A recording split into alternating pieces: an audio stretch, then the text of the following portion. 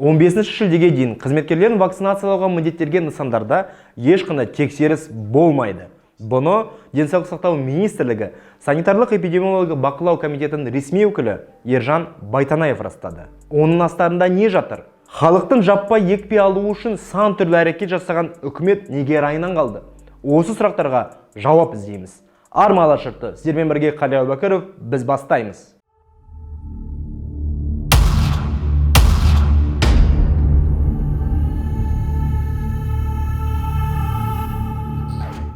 Он 15 шілдеде еліміздің бас санитар дәрігерінің жаңа қаулысы күшіне енуі тиіс еді. Құжатта екпе салдыруға міндеттелген мекеме, ұйымдардың тізімі көрсетілген. Барлығы да халыққа қызмет көрсетумен айналысатын нысандар.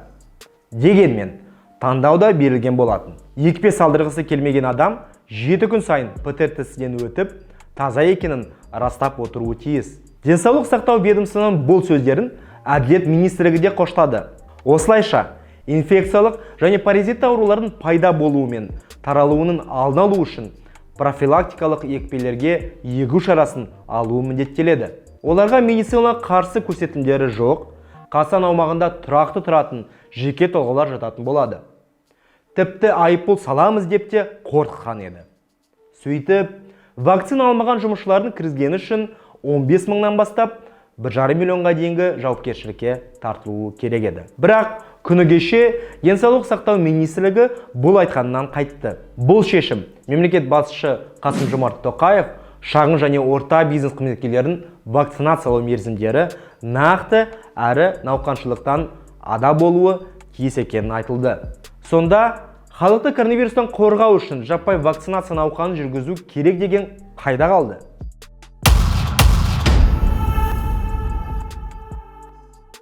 Президенттің тапсырмасынан кейін кеше коронавирус инфекцияның таралуын болдырмау жөніндегі ведомствоаралық комиссияның отырысы өтті. Сол жиында қызмет көрсету саласының қызметкерлерін вакцинациялау мерзімін 19 шілдеде нақтылау туралы шешім қабылданды. Яғни 15 шілдеден кейін аталмыш нысандарға қызметкерлері вакцина алмаған үшін ешқандай шара қолданылмайды. Мұны міндетті вакцинациялау мерзімі 19 шілдеге дейін созылады деп қате түсінуге болмайды. Нақты қанша мерзімге созылатыны 19 шілдедегі ведомствоаралық отырыста белгілі болады. Билік өкілдері Қарағандыда жансақтау бөліміне тек вакцина алмағандар түсіп жатқанын білем екен. Бүгінде Қарағанды облысының инфекциялық госпитальдарында 1983 адам емделуде. Оның 99% вакцина алмағандар. Жансақтау бөлімінде 84 қарағандылық бар. 15 науқас өкпені жасанды желдету аппаратына қосылған.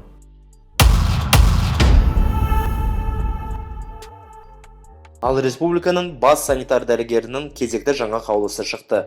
Енді екпе қабылдамаған азаматтар 7 күн сайын ПЦР тест тапсыруға міндетті. Еліміздің бас санитарлық дәрігері жаңа қаулысында осылай деді.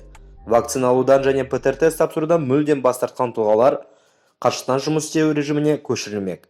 Ерлан Қиясов жаңа қаулыда Қазақстандағы міндетті вакцинаның жаңа мерзімінде атап өтті. Қаулыға сәйкес, ел тұрғындары осы жылдың 10 тамызына дейін екпенің бірінші компонентін және бірінші қыркүйекке дейін екінші дозасын толықтай қабылдаулары тиіс. Қалай болғанда да коронавирусқа қарсы вакцинадан 10.208 қазақстандық медициналық көмектен бас тарту құқымен босатылды. Олардың ішінде созылмалы дертпен ауыратындар мен жүкті әйелдер бар. Жаңартылған мәліметті Денсаулық сақтау министрлігі айтты. Сөздерінше, бұл құқықты жүктілікті жоспарлап жүргендер мен бала емізу кезіндегі әйелдерде пайдаланған. Жалпы, екпеден препаратқа қарсы көрсеткіштері бар адамдар және соңғы 3 ай ішінде COVID-19 мен ауырып жазылған адамдар босатылады. Әзірге себеп белгісіз. Дегенмен, халықтың көңілінен бұл жаңалық шыққан сияқты. Аман болайық, келесі кездескенше сау саламат болыңыздар.